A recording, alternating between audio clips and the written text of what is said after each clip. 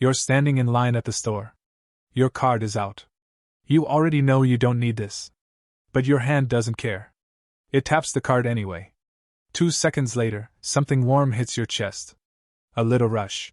A little relief. You tell yourself it's the last time. You've said that before. Here's the strange part. That rush you just felt?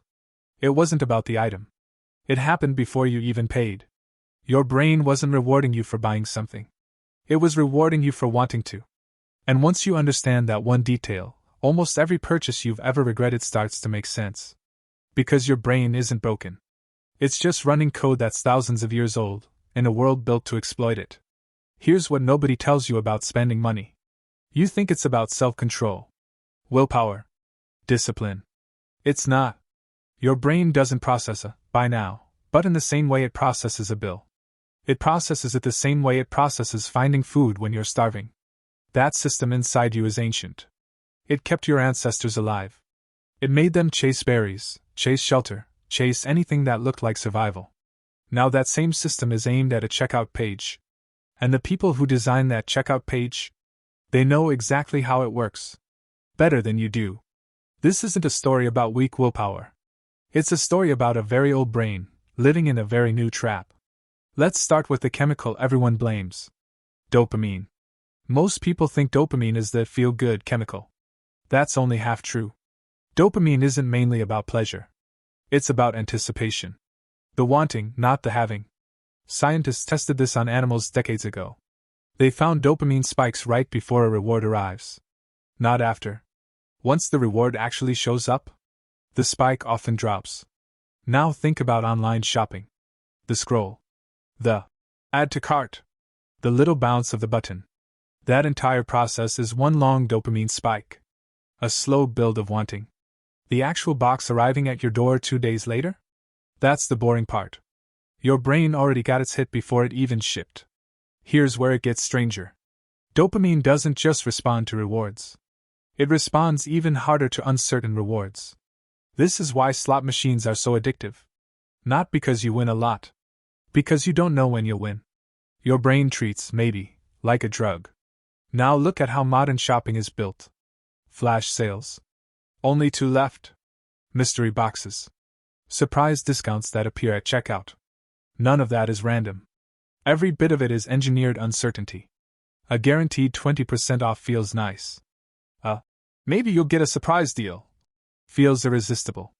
Your brain isn't chasing the product anymore. It's chasing the maybe. Now add a second trigger. Scarcity. Only 3 left in stock. Selling fast. Offer ends in 10 minutes. Your ancient brain hears something very simple in that message. This resource might disappear forever. To a brain built for survival, disappearing resources are dangerous. So it panics a little. And panic speeds up decisions. Then there's a third trigger. Social proof. 1,200 people bought this today. Your friend liked this. A little photo of 5 other buyers. Your brain doesn't ask, is this useful? It asks, is everyone else doing it? Because for most of human history, doing what the group did kept you alive. Stack scarcity, uncertainty, and social proof together, and you don't get a shopper making a decision. You get a brain running an emergency survival response, aimed at a sweater. There's one more piece. It's called the pain of paying. Brain scans show that spending money activates the same regions linked to physical pain. Handing over cash literally feels like a small loss. Here's the twist. That pain isn't fixed. It can be turned down. Cash creates the most pain. You watch the bills leave your hand. A card creates less. You don't see the money move. A tap. Even less. 1 click, saved card, no confirmation screen? Almost no pain at all. This is not an accident. Every buy now button, every saved card, every 1-click checkout was designed, tested, and optimized to lower that pain as close to zero as possible. The less it hurts to pay, the more you buy. Companies have known this for decades. So here's the twist that changes everything. You've probably blamed yourself for spending too much. Called yourself impulsive. Bad with money. Weak. But you were never fighting a fair fight. On one side, you have a brain built over hundreds of thousands of years for scarcity, urgency, and social belonging. On the other side, you have entire industries. Behavioral scientists, UX designers, A/B testers running thousands of experiments a day.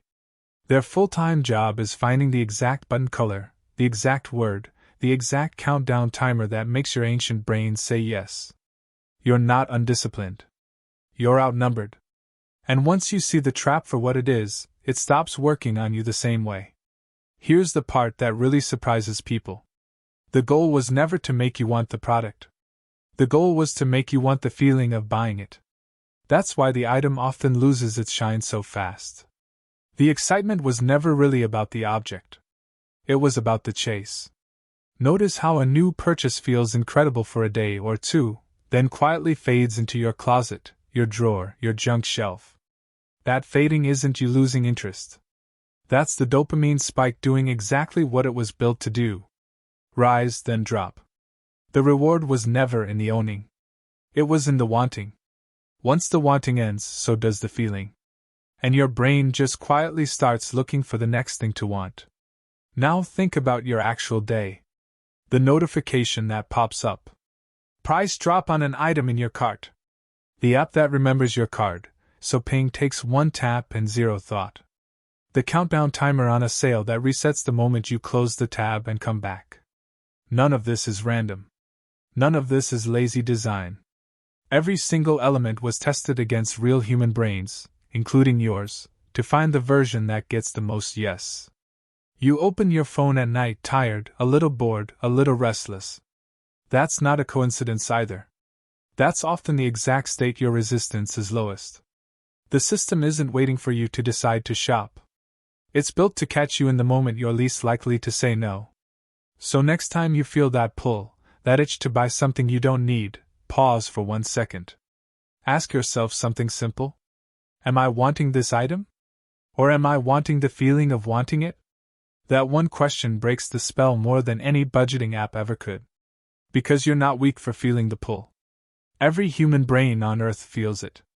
The difference is whether you notice it happening, or whether it happens to you without you ever seeing it.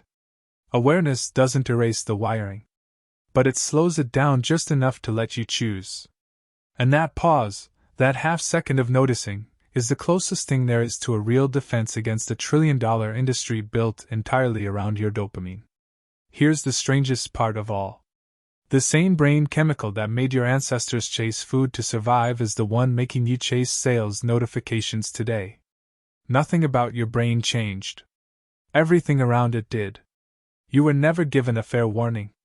Nobody sat you down and said, "This button was designed by a team who studies exactly how your mind works." But now you know. And once you know how the trick works, you start noticing it everywhere. The countdown. The only two left. The one-tap checkout that removes even a second of thought. It doesn't disappear. But it loses its grip, piece by piece, the moment you can name it. So next time you're standing in line, card in hand, about to buy something you don't need, notice the rush. Notice it arrives before you even pay. That's not weakness. That's not a flaw in you. That's a very old brain, doing exactly what it was built to do, in a world that learned exactly how to use it. The only real difference now is this. You know the trick. And knowing it is the first step to not falling for it every single time.